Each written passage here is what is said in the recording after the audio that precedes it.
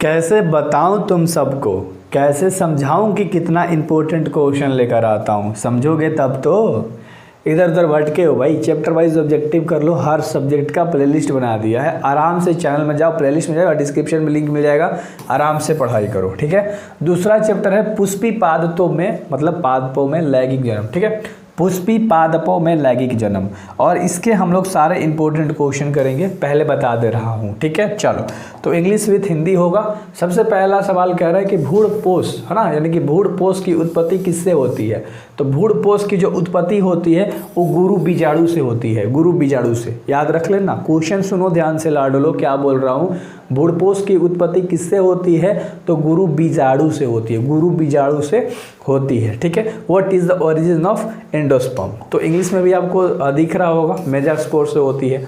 अगला सवाल है जो 2 नंबर का सवाल है, कह रहा है कि सेमल में किसके द्वारा परागकण होता है। तो किसके द्वारा परागकण होता है, तो चमगादड़। याद रहेगा ना ये क्वेश्चन, चमगादड़। 2 बार बोलोगे, 3 बार बोलोगे। बैट माने होता है चमगादड़, इंग्लिश आपको दिख रहा है, तो इंग्लिश वाला इंग्लिश भाई ध्यान से देखते रहना। राइट, अगला सवाल देख लो, 3 नंबर सवाल कह रहा है कि चींटियों द्वारा परागकण को क्या कहते हैं। तो चींटी द्वारा परागकण को हम लोग क्या कहते हैं, मार्मिकोफिली। क्या कहते हैं, मार्मिकोफिली, मार्मिकोफिली। किसके द्वारा, चींटी द्वारा ना। हाँ, तो चींटियों द्वारा याद रख लेना परागकण को क्या कहते हैं। और अगला सवाल है जो 4 नंबर का सवाल है, जब आप बोल बोल के याद करोगे टोटल याद होगा, बोलोगे नहीं भाई कुछ याद नहीं होगा, सच्ची बता रहा हूँ मैं। एक प्रारूप अवृजी भ्रूणकोष प्राय होती है, तो अवृत बीजी भ्रूणकोष प्राय होती है एक प्रारूपिक, उसे हम बोलते हैं 7 कोष की है। क्या, 7 कोष की है। एक एक क्वेश्चन मुझे पता है कि आप याद करते हुए चलते हो, आप सब पूरे वीडियोज़ नहीं देखते हो, ये भी मुझे पता है। ठीक है, क्योंकि यार सब चीज़ दिखा देता है ना हम लोगों के सामने, कि लड़के देखते हैं वीडियोज़ नहीं देखते हैं। तो भाई वीडियोज़ पे क्लिक तो करते हो बट दिखते नहीं हो। आप सब सब्सक्राइबर जज करते हो यार, व्यू जज करते हो, इसलिए मार खाते हो। भारतीय आवृत्ति बृज भ्रूण विज्ञान के जनक, तो जनन कौन है भाई, BM जोहरिया।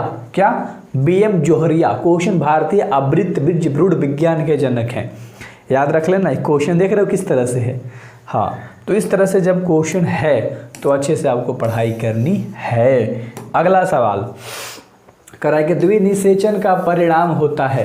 द्विनिषेचन का जो परिणाम होता है उसको बोलते हैं भ्रूणपोष। क्या बोलते हैं, भ्रूणपोष बोलते हैं। याद रखना, उसे क्या बोलते हैं, उसे हम बोलते हैं भ्रूणपोष। ठीक है, अगले सवाल को ऊपर बात करेंगे जो 7 नंबर का सवाल है।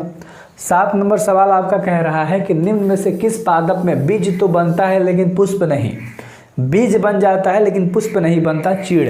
याद रख लेना, चीड़, है ना। चलो, तो ये तो भाई सबको पता है, जिंजर बोलते हैं। ठीक है, चलो याद रहेगा ना। हाँ, अगला सवाल है देख लो 8 नंबर का।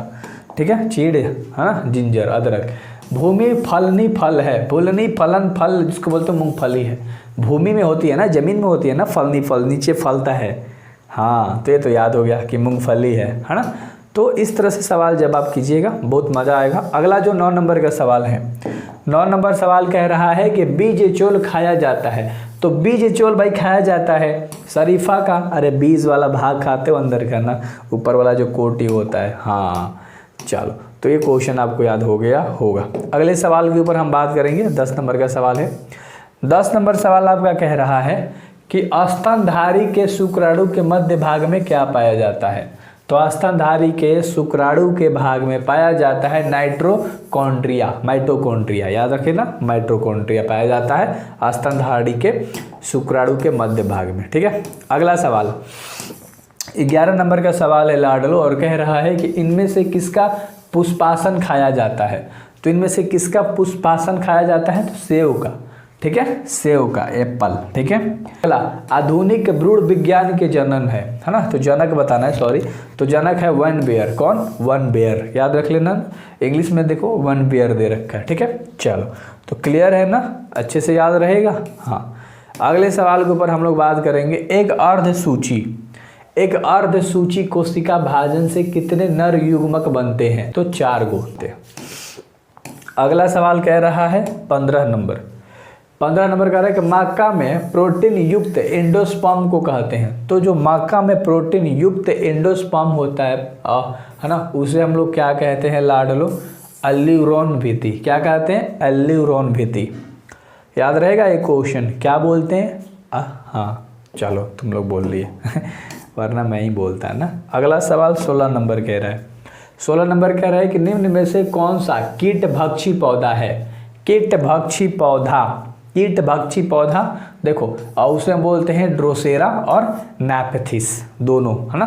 तो यानी कि ए एंड बी ऑप्शन बिल्कुल राइट हो जाएगा, ठीक ना। कीटभक्षी, तो क्वेश्चन पे ज़्यादा आपको फोकस बना लेनी है और अच्छे से पढ़ाई करनी है। अगला सवाल कह रहा है कि परागकण का है ना ब्रह्मचोल बना होता है। तो परागकण का जो ब्रह्मचोल होता है ना वो एस्प्रोपोलेनिन से बना होता है। क्लियर है? नाम 2 बार भाई सुन लेना, पीछे वीडियोस करो 10 सेकंड जो क्वेश्चन नहीं आता, ठीक है। मैं तो अब लंबा नहीं ना वीडियो कर सकता, क्योंकि किसी के पास 10 मिनट समय होता है तो मेरा वीडियो देख लेता है, तो आराम से आप देखोगे।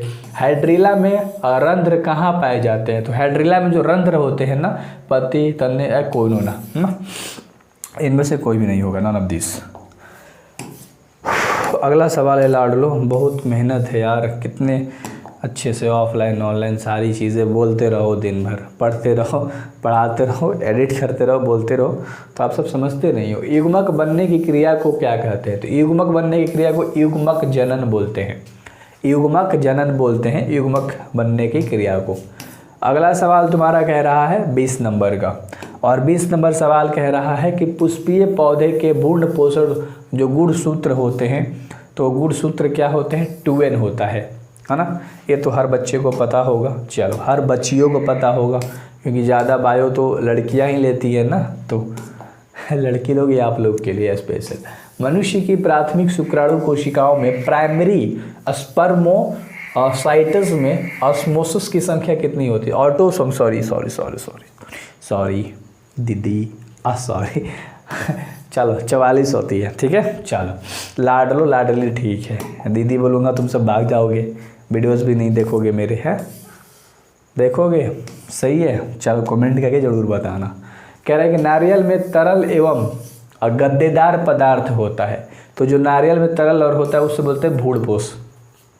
क्या बोलते हैं? भ्रूणपोष बोलते हैं। बहुत बढ़िया। अगले सवाल के ऊपर बात करते हैं, जो 23 नंबर का सवाल है।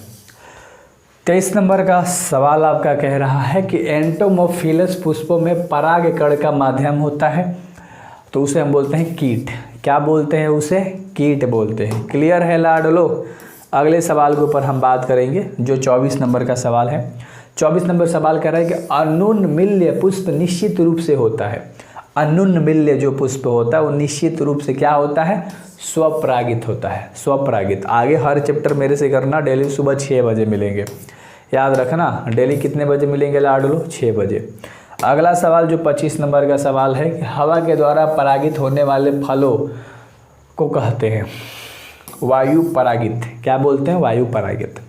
उम्मीद करता हूँ कि आपको सारी चीज़ें समझ में आ गई होगी, एंड आई होप कि मज़ा आया होगा। तो भाई ज़रूर सब्सक्राइब कर देना, क्योंकि ये ख़त्म हो गया, मात्र 25 क्वेश्चन थे, तो आपको क्या करना है? सब्सक्राइब करना है